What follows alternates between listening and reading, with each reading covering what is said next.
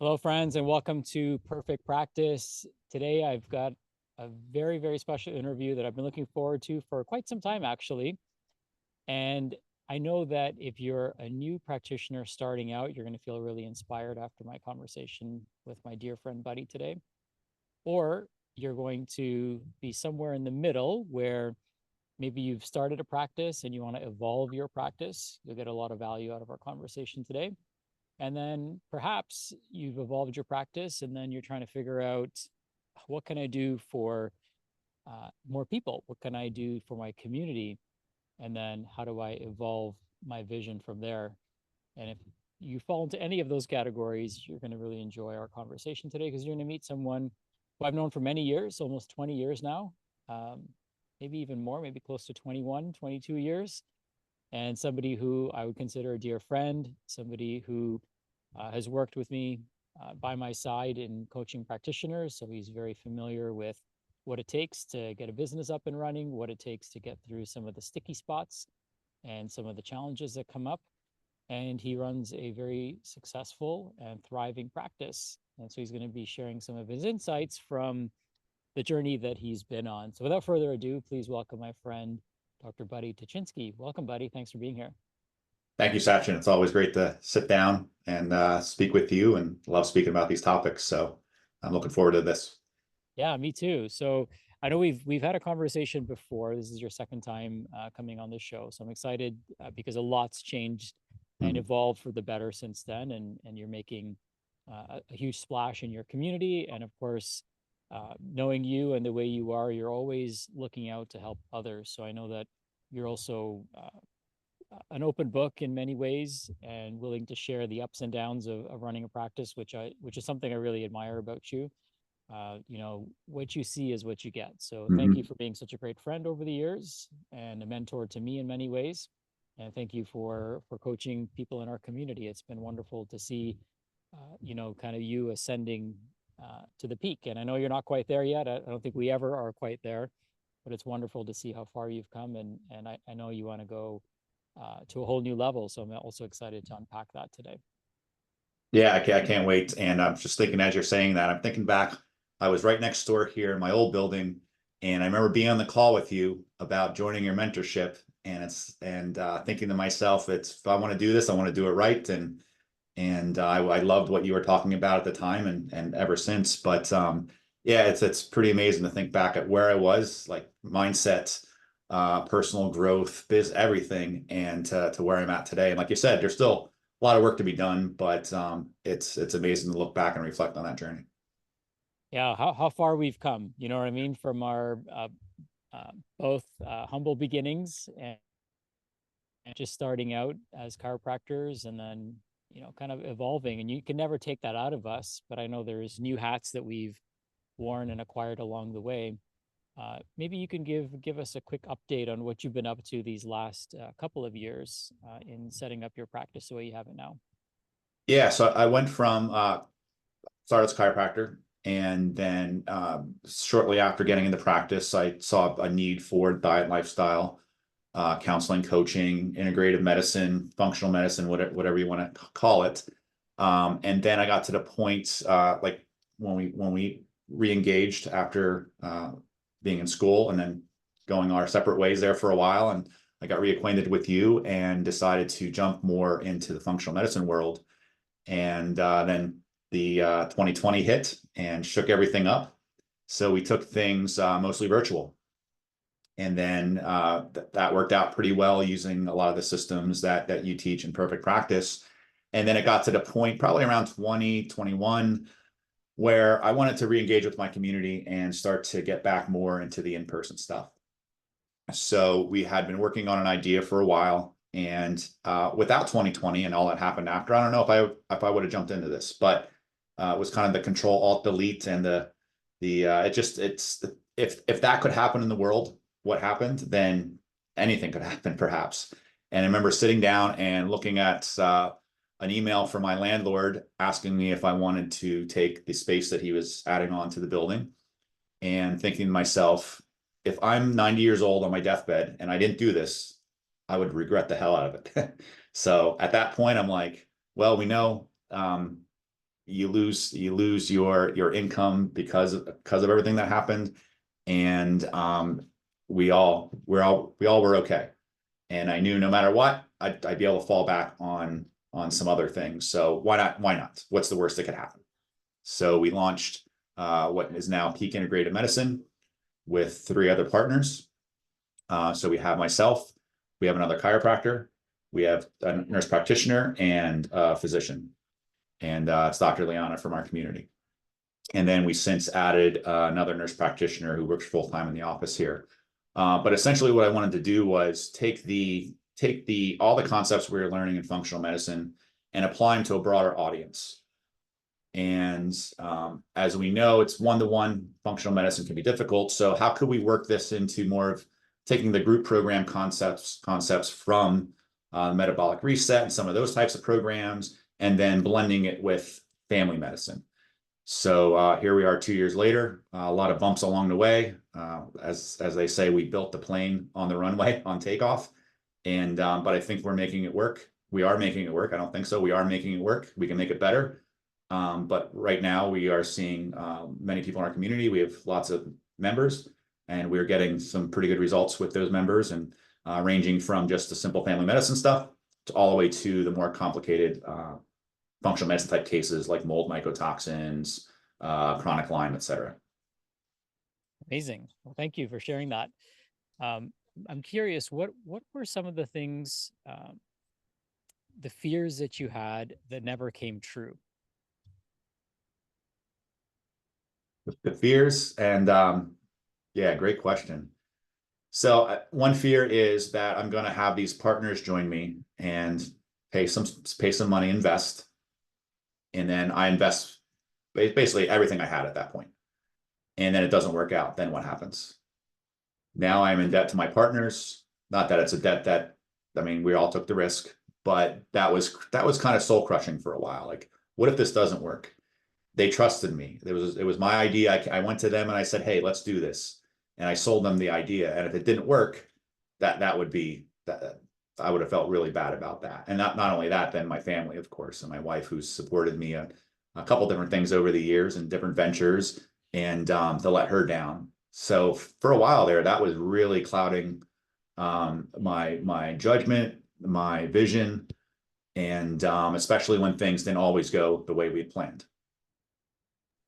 So how do you feel like that changed your behavior? Did it cause you to play small? Did it cause you not to take as big of a risk? I'm just curious how that showed up for you. So thanks for sharing, as it's coming up for you. But how did you play different, or what did you do different as a result of having that fear? Yeah, so I definitely spent some time, I guess some would say, spiraling out and just not knowing what to do. So there's probably weeks and weeks there where it's like, okay, where do I go from here? And I still remember it was my home office, and I had the screen up and spreadsheets with the budgets, and they weren't anywhere close to being what they should have been. So I'm like, how can I pay the employees I need to pay? How can I pay for my overhead based on the current situation that we were in? And part of that was construction delays, so we were bleeding money like crazy. So we reconfigured things. I just communicated well to my team. Well, here's the reality situation. I still think this is going to be a great idea. This is the way to go. And we were attracting more and more attention. And so I communicated well with my team. We discussed it.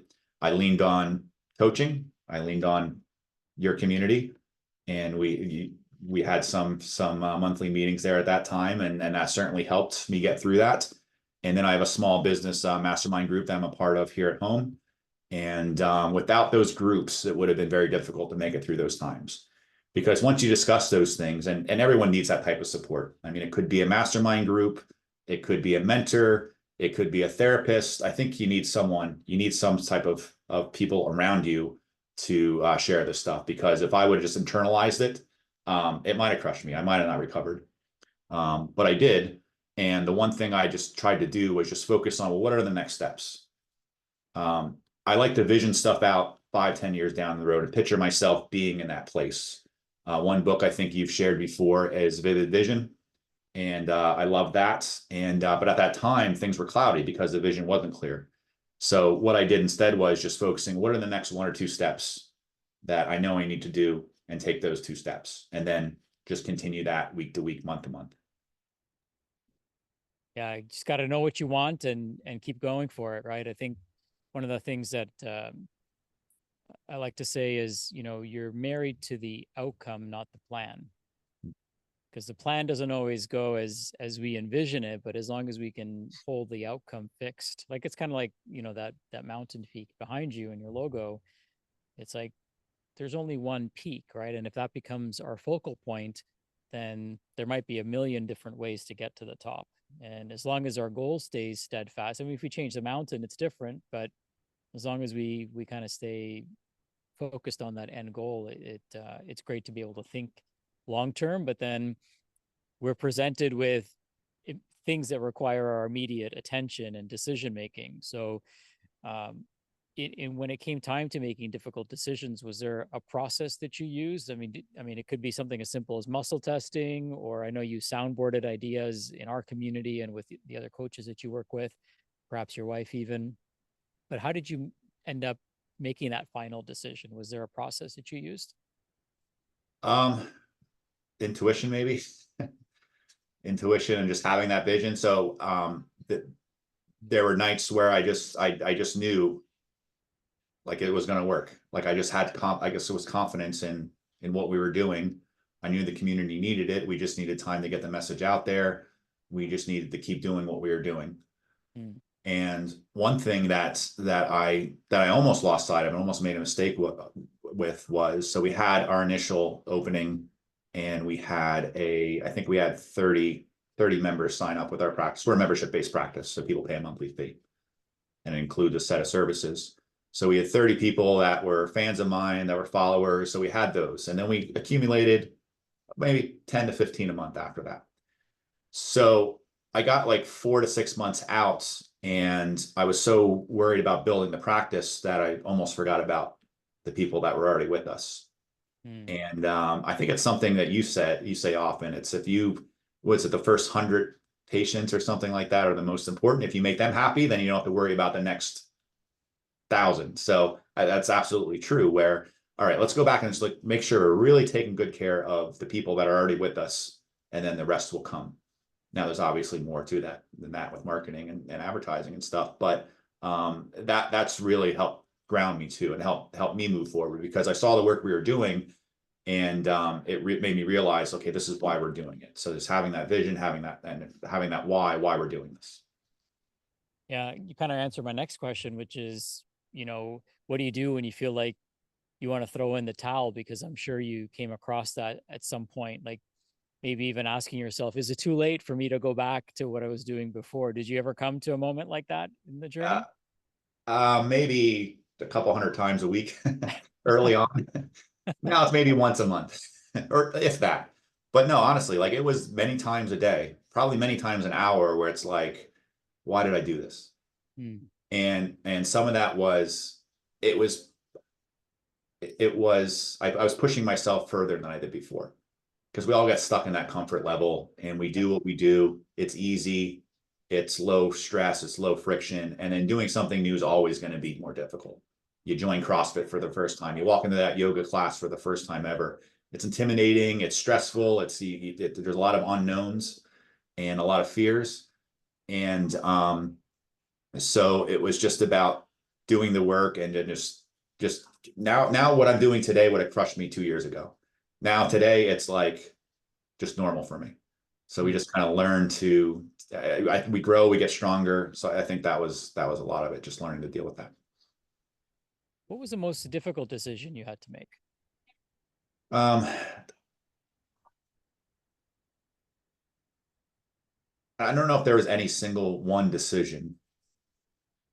It was death by a million cuts. So it was all the little stuff.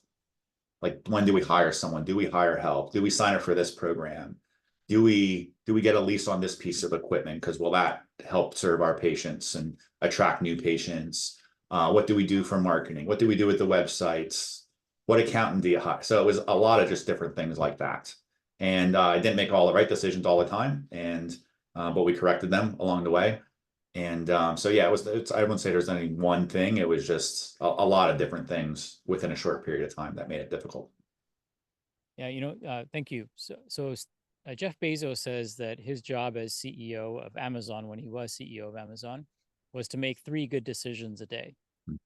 And so his number one priority every day was his sleep, because he recognized that if he slept well the night before, that he made better decisions the next day. And if he only has to make 3 a day, then he's got to do everything to set himself up for success.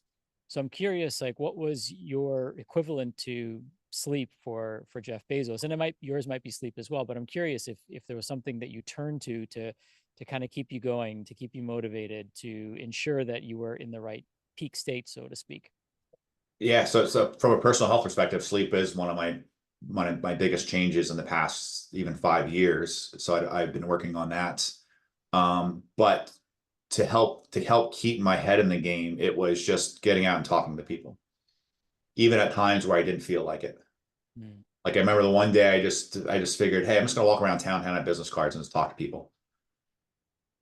And to be transparent, I did that twice. So first time I got out of my car, went to walk in the first business, and got back in my car and went home. I wasn't feeling it. I was scared. I forget what it, but I couldn't do it. And then a week went by and I'm like, no, I'm going to do it this time. So I went out and regrouped and then walked in, and it was fun. Like I thought I was going to get through town. We have a small town. I thought I was going to get through town in like an hour and a half, 2 hours. 5 hours later, I'm telling my wife I'm coming home soon. It was because everyone was stopping and I was talking to people, and it was like I went to the bank and I knew the one teller. I was telling her what we were doing, handing out cards, and then like three people from the bank followed me out, customers, and were asking me what we're doing. And so there again, it's like when I got out of my own head and got out in the public and started talking to people, meeting people, and that's what really kept me on track. Mm. One of the excuses people use for their, let's say, lack of success or impact, or a lot of times it's not even that, it's just something that they say without realizing how important the work they do is oftentimes, but Sachin, you don't understand. I live in a small town. So you're in Orwigsburg, PA. How many people are in your town? I think we're up to 3,000. All right. So It's small, really small. Our whole county is like it's basically like I'd say a 10-mile radius from our office is maybe 150,000 people. okay. Median income is, I don't know what it is recently, but it's not much. It's around 50,000 household income. So we're not in an urban area. We're not in a suburbs. And so, yeah, I hear that a lot where it's like, I'm not in the right area where people would want this or can pay for it. I talk to them and they're in like a suburban area where it's like double the median income where I'm at. But yeah. Yeah, and I want people to hear that, because I think sometimes we make up our own kind of stories or have limiting beliefs, and maybe that's something that even crossed your mind. Is there enough pull here or draw here to put this type of practice in place, right? Because sometimes you might think, oh, that only happens in big cities. And what I love that you're doing is you're providing world class care to people who hey, definitely need it and appreciate it. You're making it affordable and accessible for them, and you're also proving that this can be done, anywhere, so to speak, with the right effort, the right intention, right, and the right know-how as well. So after speaking with these people, uh, getting, putting yourself out there, getting to know them a little bit better, what came of that? Because this is something I actually tell all my clients to do, is just go down the street and meet people, connect with them in person, join the chamber, right? Get to be a beacon of light in your community. So I'm curious, what came of some of these interactions that you had?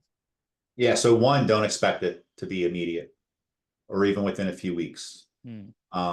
Heck, I even had one woman, she's 19 now. She just got through her freshman year of college. I remember her going to one of my health talks. It was the webinar you shared with us, the 7 hidden causes of autoimmune disease. She was at that talk, and I know that talk was probably 2018, maybe, yeah, probably 2018. So last month she called and said, hey, remember me? And I do remember her because she was only like 14 at the time or whatever. She was 13. She was in the community gardening. She wanted to start a community garden. So she's a real go-getter. So I remember exactly who she was. But she developed an issue since then. So this is what 6 years later almost, and now she's becoming a patient. So definitely be in it for the long game. And but yeah, going out and meeting people, health fairs. Like I go to health fairs, and we had a health fair last week. Like 2 participants showed up. The rest were vendors. It wasn't very well promoted, but I got to meet all the vendors there. And I've been at health fairs where it snowed and only one participant showed up. So I walked down off the stage and sat next to her and talked to her. And it was still worth it because we were still reaching people. So all those little things add up, and eventually those things start coming back to you, or they meet someone that they might know that needs our help.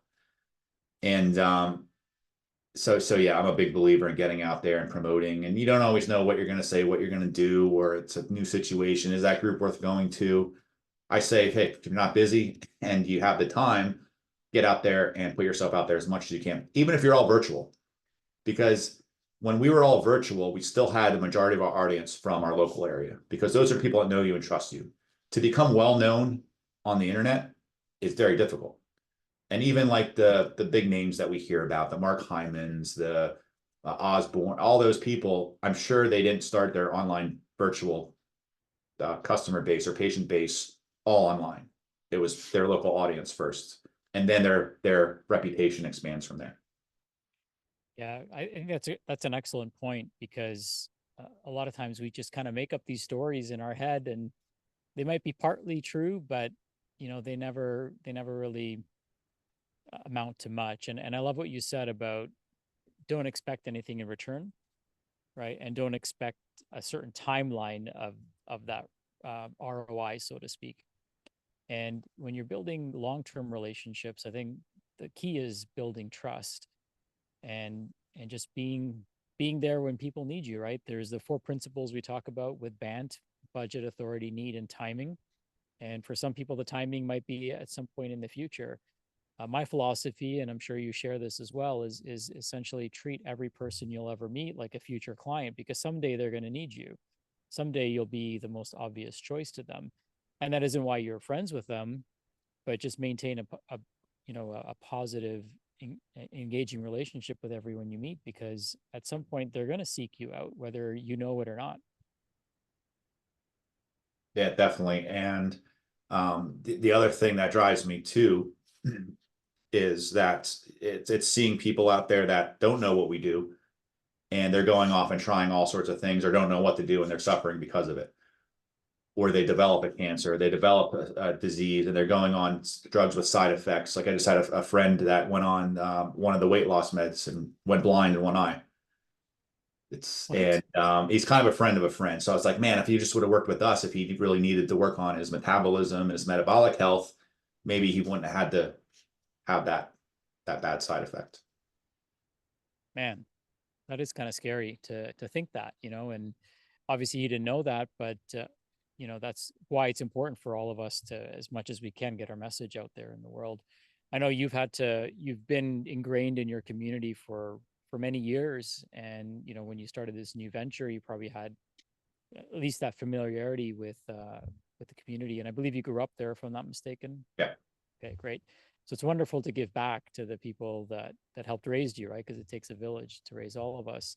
What I'm curious about is how you find talent. So I can imagine that, being in a relatively small town, and only having a certain population to draw from, and the rare work that we all do together. Um, I was curious, like, how did you end up hiring people and finding people? Yeah, it's something else I learned from you is you attract what you deserve, I think was one phrase that comes to mind. And then also it's you need to put yourself out there and speak your truths, and you'll attract who you need to attract.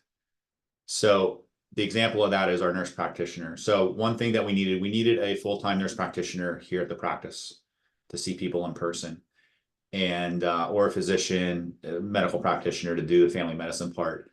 So that was one of my stresses early on, was like, heck, we're in Schuylkill County, we're in Origsburg. People like that aren't necessarily moving here. They might grow up here, get trained, and they go and they want to live in New York City or around Philadelphia or wherever else. But we have a reputation, not a good one, for people out migrating. So I'm like, where am I going to find a really good quality practitioner? And she found us. She found me. Mm. It's because I was putting out the messages. Here's what we believe in. Here's the types of things we stand for. It's the long, and my friends bust on me all the time for writing these like 6-paragraph Facebook posts. And it's like, that's too long. No one's going to read it. Well, you're not my target audience. I don't care about you. I care about you, but not in that way. It's not to them. It's not written for them. It's written for the people that will resonate with what we're doing here. So it just so happened that one day we had a nurse practitioner who was working for one of these big conglomerates. She had a classmate that was training in functional medicine, and she really liked it. And then she took a training, a certification. So she asked to observe what we're doing here. So took her out to lunch and had a conversation, and she shared with me her passion for diet and lifestyle medicine, all this stuff, functional medicine. And I said, well, once you get certified, what are you going to do with that knowledge? Like, you can't go back to this big conglomerate you just told me you see 30 to 40 patients a day and you get 3 minutes a visit. She's like, well, I'd like to work for a practice like yours one day. And we'd only met for like 15 minutes at that point over lunch. And I said, well, when can you start? And I said, well, we got a lot to go through first. We gotta do our due diligence, and there's a lot more details to work out. But honestly, like, would you be interested? And she said yes, and well, she's here. So to answer your question, we got lucky. The universe provided. We attracted the right person. I don't know. But if I wasn't out there talking to people, if we didn't have our good website with the good messaging, if I wasn't on Facebook sharing my beliefs, my passions, what I stand for, then she may have not found us. What a great story. I love, kind of reminds me of this saying that what you're looking for is also looking for you. But we just have to know what we want, right? And put it out there so that people can see that, that beacon of light and say, okay, that's where I want to go. And that's actually how so many of the people that have joined my team have come on board. It's like, we just put the thought out there. Here's what I'm looking for, who I'm looking for.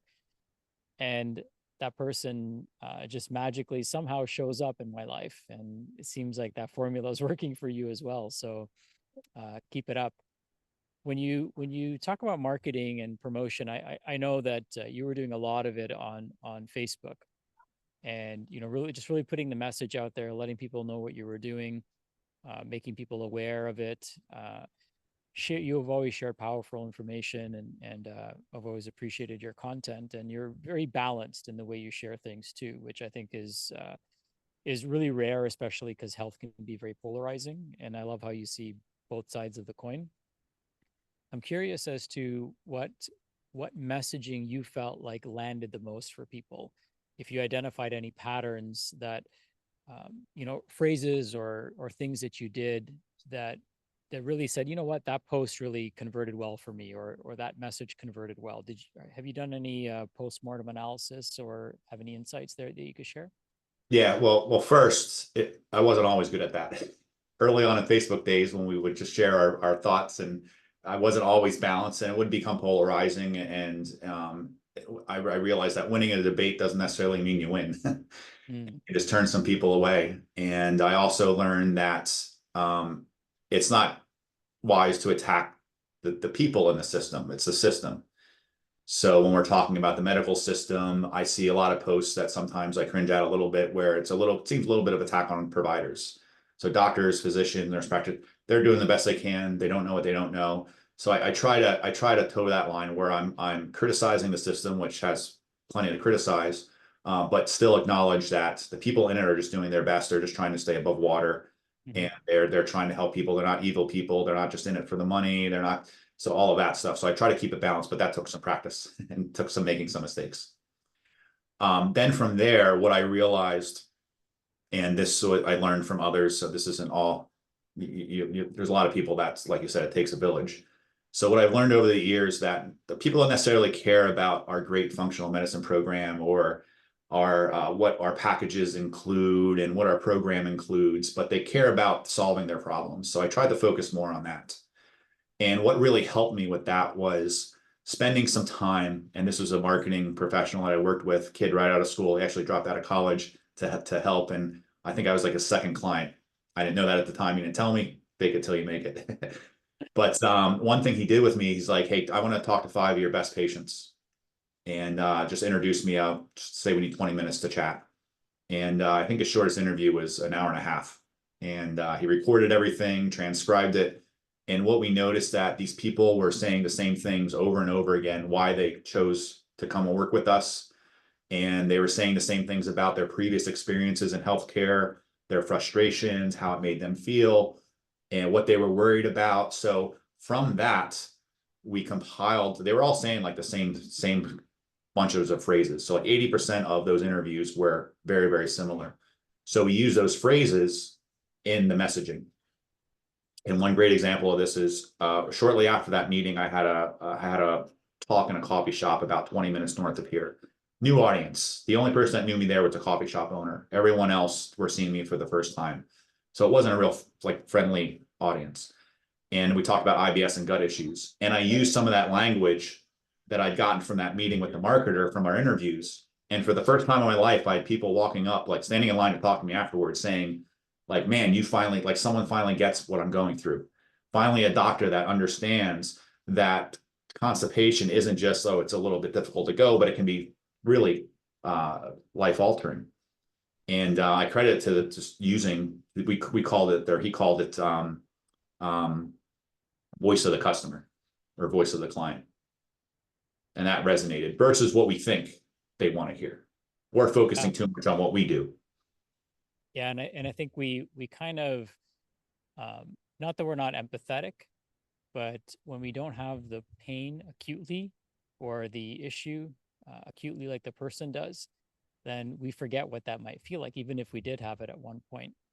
And so we really have to put ourselves in the customer's shoes. And that's a great lesson for all of us. You know, I have clients that I coach privately, and they'll ask me like, Sachin, like, what do I say, or what copy should I use, or what problem do I say that I'm solving? I'm like, well, you probably should just do a focus group and let your clients tell you, because that's who the message is for, right? Like, if I don't have that problem or I haven't experienced that problem, then it's hard for me to speak into it aside from any assumptions that I might make.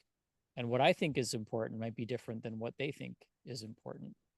And you know, just constipation as an example you're giving, but there's a spectrum of that, right? There's some people that might miss a day here or there, but there's some people that don't go for weeks at a time, believe it or not, who have severe constipation. And in fact, I didn't realize this until I saw the stat, but the number one digestive complaint that people have isn't diarrhea and loose stools and bloating, gas, belching, heartburn. It's actually constipation.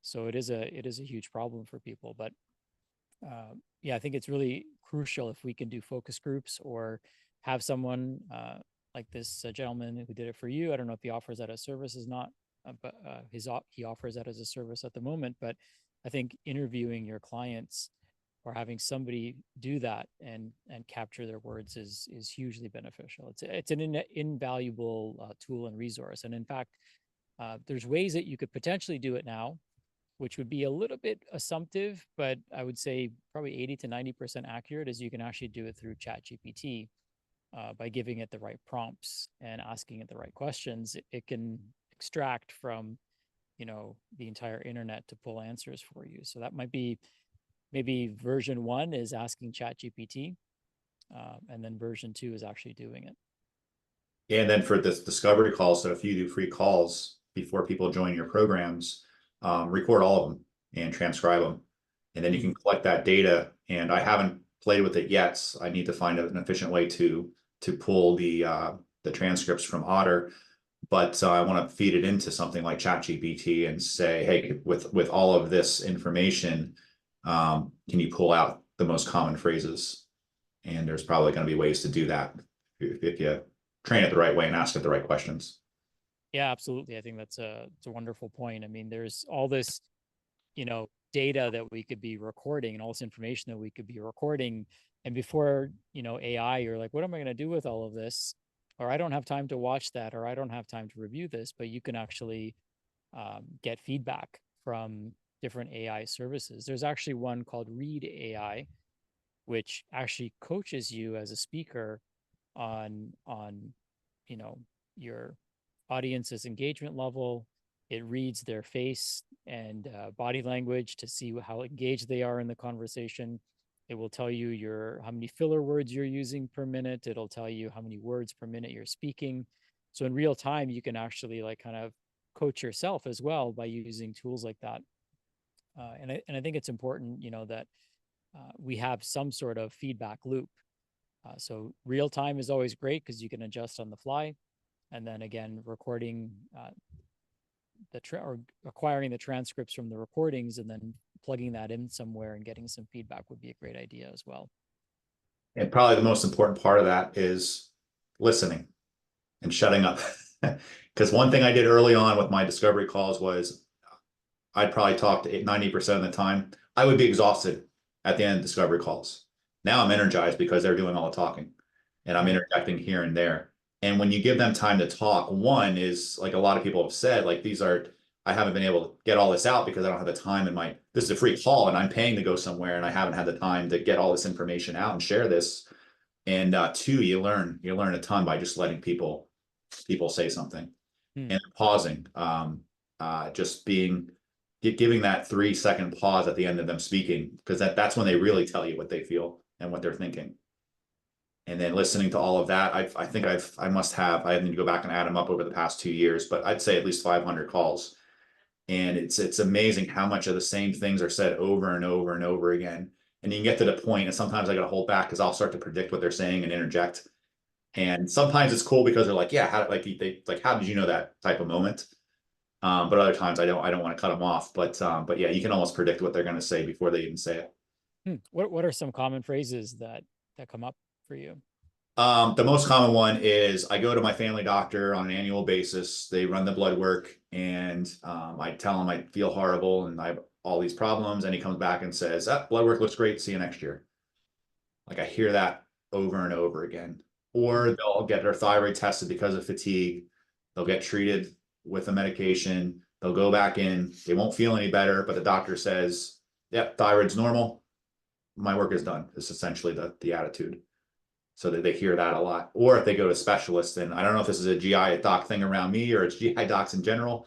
I don't want to throw them all under the bus, of course, but how many times like people have been going with IBS to a GI doc and they just said, you need to get out of the house and get a job and get over it. Do something, take your mind off it. Just go to work, or you just need to see like a counselor or a psychiatrist or something because it's all stress and anxiety.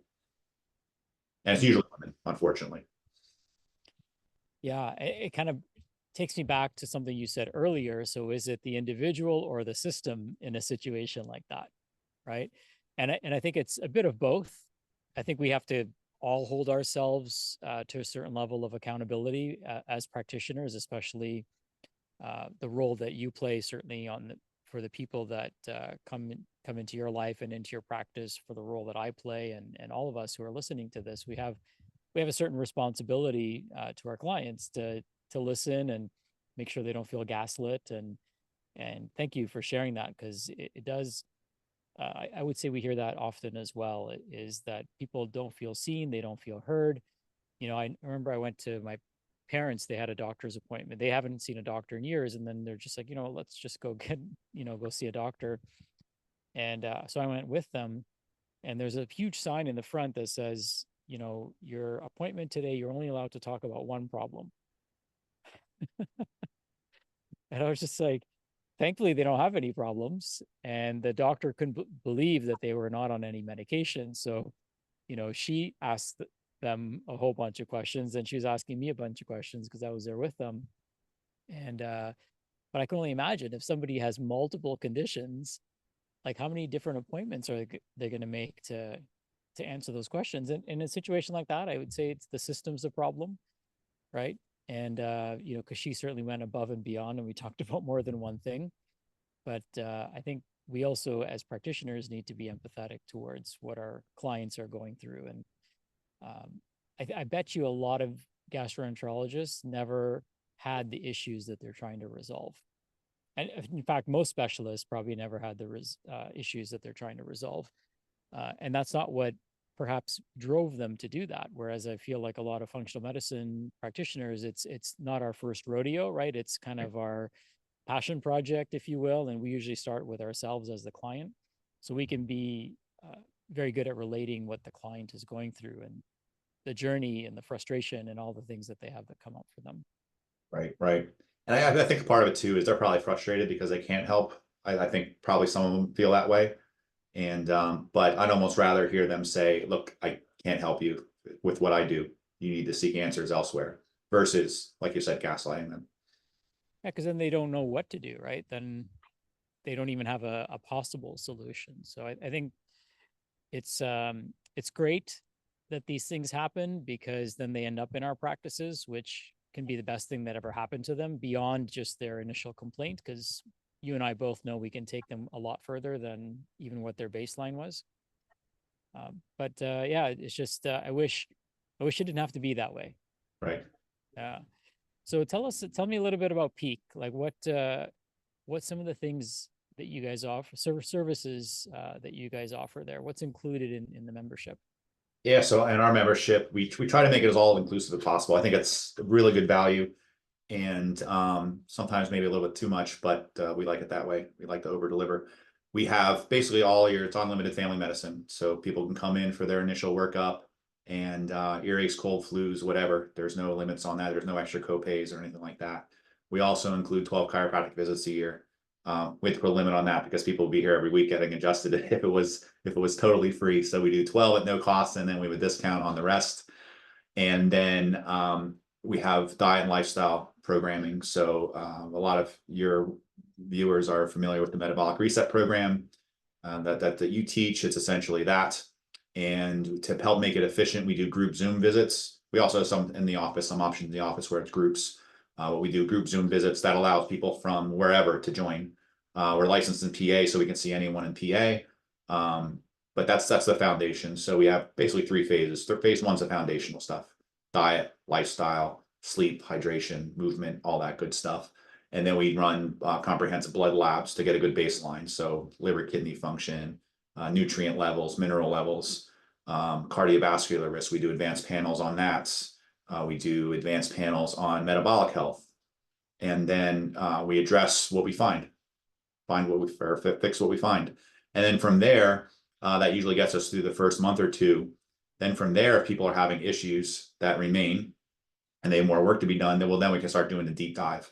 So that's where we start weaving in. We used to have separate programs. The basic program and then functional medicine would be separate. But we felt like it's one of those things where once you see it, you can't unsee it. Like you can't hold back and treat this person as a family medicine patient only and not give them functional medicine. So what we do is we found ways to build in, okay, if you want a gut test, we'll do a gut test and we'll address that. So we don't do a deep dive like everything all at once because that would overwhelm our systems. But once people get started and they're going through the process, then it's not a ton of work to order a gut test one off and then address what we find there. Or if we're suspecting mold mycotoxins, order that type of testing and so on and so forth. What's something that people are shocked to find out about themselves when they go through this type of testing? I wouldn't say shocked, I would say relieved. So a lot of people we see, we get in there, we do our comprehensive blood work, and we might find that their vitamin D is like 12 or their B12 super low. And it explains some of the symptoms they're having. Or we do go on and do mycotoxin testing, and they have numbers that are off the charts. And these are people, most of the people we see are coming to us because they have a problem. They're probably more purely functional medicine cases than they are just for general family medicine, to be honest. But we get those results back, and it finally explains why they've been feeling like crap for 10 years. And most of our people have been to all sorts of specialists. That one woman I talked about, the college student who went away to college, probably ended up in a dorm that was moldy. She was at a rheumatologist, a neurologist, a GI specialist, and an OB/GYN this summer. Her mom had the visits lined up as soon as she got home from school because she started suffering last winter. Nothing found. Came in to see us, and to me, it was mold. And sure enough, mold showed up. And it's probably at 19, it's one of the worst gut results microbiome tests I've seen in our practice so far. So that's bad, but as I told her, well, at least we have something to work on now. So yeah, it's mostly like, oh, there is something wrong with me, is more of the epiphany versus, because some of these people honestly think, because all their other doctors are telling nothing's wrong with them, they think to themselves, am I just getting old? If they're over 40, they usually say that, maybe I'm just getting old. Or maybe there isn't anything wrong with me. Maybe it is mental health. And yeah, so to be able to find something, it's almost a relief. Yeah, that's such a great point because I think people oftentimes are seeking answers for a long time, and to finally have something that they can point their finger at or something that they can start working on. uh, I think hope is like the original medicine, right? Is like there's hope that something can be done because there's something that we can identify. And to go back to your earlier question of like what messaging hits home, part of that is like if there was two things, one, it's the voice of the client, voice of the customer, and explaining what they're feeling inside, what they're thinking, and what they're dealing with. And the other one is, hey, there is something we can do about it. So we'll often share like cases like that. Usually I'll wait a couple months and let that go by in case people know of that person. But I'll share those stories, and sometimes we'll get their permission, we'll do a case study, and we'll do it, or we'll do a testimony. I want to do more videos in the future where they explain their journey from being sick, striking out, and then working with us and getting results, so that people resonate with that as well. Thank you. Were you using, when you're doing your marketing, did you use any paid marketing strategies? I know you did some health fairs and things like that, but were you, your online strategy, was it paid? Was it organic? Did you use any other paid strategies that you want to share? Yeah, so early on it was mostly organic because we didn't know when we were opening. So I just tried to build an audience. I would try to post at least once a week, like a real well thought out long post, usually on Fridays. That was just my rhythm. So we had that. And then as we got the Facebook page, we got our logos, we got all that stuff. Then I started posting more on the Facebook page, and most of that organic as well. Although if it was a post that I thought looked really good, or if it started to get a lot of engagement, I would boost it for, and I don't think I ever spent more than $1,000 in a given month. But I would boost that post for $100, another one for $100, see which one's a little bit better, maybe extend the one that's working better. And with that strategy, we've been getting some steady people in. And then a year ago, we added SEO, and that's something I thought was for the dinosaurs. I thought that was like 2000s marketing and not 2020 and beyond. But I got hooked up with a gentleman locally here, and we've been working on SEO. And even our slowest day on the website is higher than our grand opening, which I was doing tons of mailings, and we had radio advertisements, et cetera. So we're really gaining some traction there. Lots of that could be a whole couple hours, a whole day training on itself. But well, SEO, when done right, I think could be a real good, solid foundation to a marketing plan too. Mm. So, speaking of marketing, SEO, kind of online presence, what are you guys doing to get reviews? So for up until now, it was all me. So I would just wait a few weeks if they got really good results, or if they were happy with meeting with our practitioners after the first couple visits, or maybe they're a month or two into it and they've lost 20 pounds, they're feeling better. I would reach out and said, just check. I would check in on everyone early on like that. At that, it wasn't just for the review, but if they share like, "Hey, I'm feeling great. I'm doing awesome," I would direct link them to the Google review site for our page, and then ask them if they could do a review. And then I'd follow up once or twice because some people wouldn't do it after just one ask. So be a little bit persistent and make sure you get those. I think we have 60 some. I want to get many more, but we're going to start to build that into a process. So I'm working with an agency now who you're familiar with, Big Boost and Uli, and they have that part of their process. So we'll set up some automations where it'll be the onboarding, it'll be all of that, and then at some point they're going to get some surveys, and then they'll be prompted to leave a review. But yeah, get those reviews. I've had people reference those and say, "Hey, I checked out your reviews. Everyone, you got 65 5-star reviews." People look for that stuff. It's like we shop. I go on Amazon. I'm not buying a computer with like 2 reviews, even if they're 5 stars. I'll buy the one with 300 reviews at like 4.5 stars. So I think those reviews are very important if you want to build your practice long term. Yeah, great suggestion. And one thing I'll say is it's great to have it automated so that you know that every client is going to have that opportunity. One of the things that I found that has made a huge difference for us, that might be a good kind of ninja tip for some of you, is that there's a lot of things that we do um, that provide value for people that they don't necessarily pay us for. And so, I know part of your, business is to deliver, wellness to your community. And that might be in the form of working with somebody one on one or working with a family. but it's also in the form of giving a presentation. And so now what I've done is anytime I give a presentation, if it's a webinar or a master class, or if I'm a guest and I'm speaking for another community, all I'll say is, hey guys, like if you enjoyed what you learned today, the best way that you could pay it forward and or say thank you is by leaving a review and just letting other people know that you found this information valuable. Just leave 2 to 3 sentences. That's all I ask in return for what you learned today. Because that is my business, right? It's my business to bring people into the office, but it's more importantly my business to keep people out of the office. And in doing so, we're at like I just checked, we're at 492 reviews. So my goal is to get to 500 in the next week or so. And yeah, it's amazing how many people we actually help that we may never actually serve individually or through our business. And another tip that might be helpful for you, buddy, is getting reviews based on their experience, not on their results. So sometimes what happens is we expect people to not expect, but we would enjoy or appreciate if people would leave a review based on their results. But people don't like to talk about their results a lot of times, right? Especially if somebody's had chronic constipation, they might not want to be like, oh, like I went once a month and now I go every day. Like they may not want to share that, but they might be very happy to share that your team listened, that the place was clean, that they were seen on time, that they were greeted with a smile, right? So we can even ask, like, how'd you enjoy your experience today? And if they say, oh, this was amazing, all my questions are answered, blah, blah, blah. Hey, would you be so kind to leave a review so that other people can know about the work that we do here? So that could be an opportunity even much earlier in the journey, because I want to see you at over 100 reviews by the end of the year, if not sooner than that. And those are some things that can be helpful.